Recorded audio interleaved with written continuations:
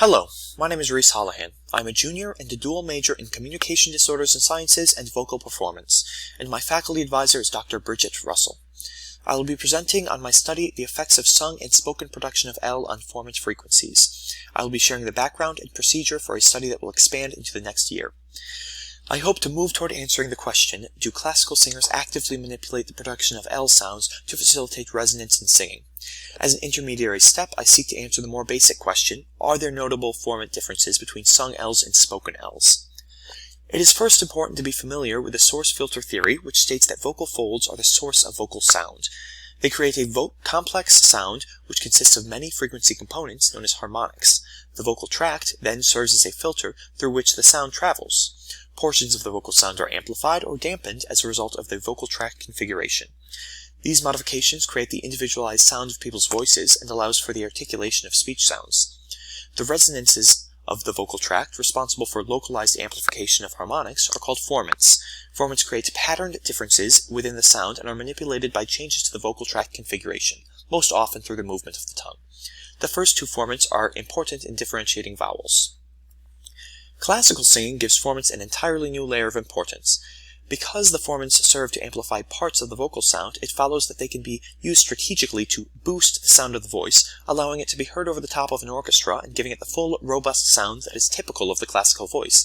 Highly trained vocalists have been found to use a strategy known as formant tuning or vowel modification in an effort to achieve this quality. Interestingly, these habits take hold without the singers needing to be taught how to use them. With that said, the strategies are consistent and can be taught through direct instruction. So why L? We're talking about vowels, but L is a consonant sound. Let's take a quick look at the difference between vowels and consonants. Vowels are sonorant sounds which are produced with a relatively open vocal tract, whereas consonants are much less sonorant sounds and are characterized by a significant obstruction to airflow somewhere in the vocal tract. There are, however, a few consonants that seem to exist between the two categories, and L is one of them. Known as a semivowel, L functions as a consonant but is relatively sonorant and depends on formant positioning, much like a vowel. L's can be separated into two different versions, or allophones, depending on the positioning of F1 and F2. The light L has a lower F1 and a higher F2, and is produced with the tip of the tongue against the alveolar ridge behind the front teeth. The dark L has a slightly higher F1 and a markedly lower F2, and is produced with a retracted tongue body. While these two allophones represent categorical differences in production, it has been found that they truly exist on some degree of a gradient in terms of phonetic and acoustic realization. Returning to the idea that vowels are manipulated to achieve a particular resonance, the gradient nature of L production seems to leave the door open to the possibility that L sounds can be manipulated in a similar way. To begin to answer this question, I will first determine whether or not singers produce L's differently when they are speaking and when they are singing. Over the past semester, I've used myself as a single subject while designing a procedure to be followed when I expand the study to more singers. The idea behind this part of the study is relatively simple. I will be making recordings in which participants produce phrases with an L embedded in between two identical or nearly identical vowels. An example of this sort of context is the phrase, "she leaves the room." Participants will produce each utterance 5 times speaking and 5 times singing in a comfortable range and intensity.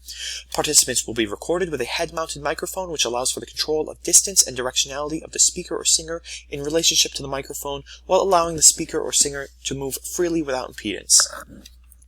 From there, the speech analysis program PRAT will be used to measure F1 and F2 at the midpoint of L production. This data will be recorded for both modalities and across each context, and t-tests will be run to determine if there are significant differences in the formant values between the two modalities. This is a view of a PRAT-generated spectrogram of the spoken phrase, "it was a lover." The x-axis represents time, and the y-axis represents frequency. Darker shading indicates greater intensity in that area of the sound. The dark lines, now marked by red dots, show the formants, and the circled region is where the L takes place. The cursor can be used to pinpoint the formant frequency values at a specific time.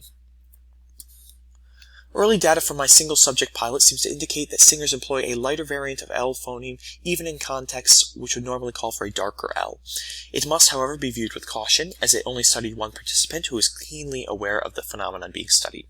Improvements to the study will come in two forms, the first being inclusion of more participants who fit the description of classical singers who can be judged to have sufficient training in typical classical resonance techniques and are blinded to the study specifics. The second improvement will be the recording setup, which will utilize a head-mounted microphone and ensure comfortable posture for singers. Thank you.